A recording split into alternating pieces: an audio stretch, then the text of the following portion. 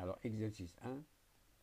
Alors, sachant que sinus pi sur 4 est égal à racine de 2 sur 2, calculez le rapport trigonométrique des mesures de cet angle-là. Alors, ça, on peut le décomposer en moins 1425 pi moins 3 pi sur 4. Or, comme on a vu dans la première vidéo, ce nombre-là n'est pas pair pour se débarrasser de lui. Donc, il faut qu'on ait 2 k pi. Pour cela, on va ajouter et retrancher pi. Donc, on va retrancher pi ici, ça donne, on va ajouter moins pi, ça donne moins 1426 pi, on va ajouter pi. Puis, on va ici réduire en même dénominateur qui donne moins 1426 pi, et ça donne 4 pi moins 3 pi, c'est pi sur 4. Et ça, bien sûr, on peut l'écrire, ce nombre-là est congru à pi sur 4 modulo de pi, c'est-à-dire plus 2 k pi. Et par suite, sinus de moins 5703 pi sur 4, c'est sinus pi sur 4. Et on sait que sinus pi sur 4, c'est racine de 2 sur 2. Même chose pour le cosinus. Cosinus, cet angle-là, cette mesure-là, c'est cosinus pi sur 4 et c'est racine de 2 sur 2. Or, la tangente, c'est sinus pi sur 4 sur cosinus pi sur 4. C'est racine de 2 sur 2 sur racine de 2 sur 2. Bien sûr, c'est 1. Voilà pour le premier exercice.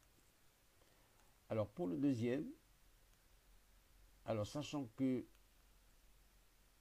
cosinus pi sur 8 est égal à racine de 2 plus racine de 2 sur 2, calculer sinus pi sur 8, tangente pi sur 8, puis on déduire cosinus 3 pi sur 8, la valeur de sinus 3 pi sur 8 et tangente 3 pi sur 8.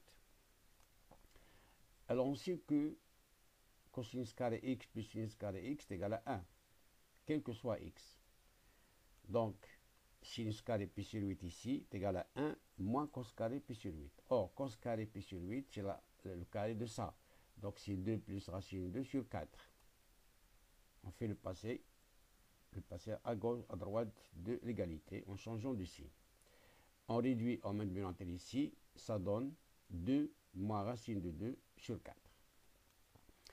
Et puisque pi sur 8 est compris entre 0 et pi demi, au premier cadran du cercle trigonométrique, donc le sinus pi sur 8, c'est positif. Donc, sinus pi sur 8, c'est racine de 2, on fait la racine ici, racine de 2 moins racine de 2 sur racine de 4 qui est 2. La tangente, bien sûr, la tangente de pi sur 8, c'est le sinus de pi sur 8, c'est ça, sur cosinus de pi sur 8, c'est ça. Puis on simplifie par 2, ça reste racine de 2 moins racine de 2 sur racine de 2 plus racine de 2. Alors, pour 3 pi sur 8, on peut le décomposer de la façon suivante. C'est pi demi moins pi sur 8. Là, on multiplie par 4 pour réduire en même dénominateur. Donc, 4 moins 1, c'est 3. D'où, alors, sinus 3 pi sur 8, c'est sinus pi demi moins pi sur 8. Or, d'après la formule trigonométrique, sinus pi demi moins x, c'est cos x. Donc, c'est cosinus pi sur 8. Et nous avons déjà vu que cosinus pi sur 8, c'est racine de 2 plus racine de 2 sur 2. Cosinus 3 pi sur 8, c'est cosinus pi demi moins pi sur 8. Et cosinus pi demi moins x, c'est sinus x. Donc, c'est sinus pi sur 8.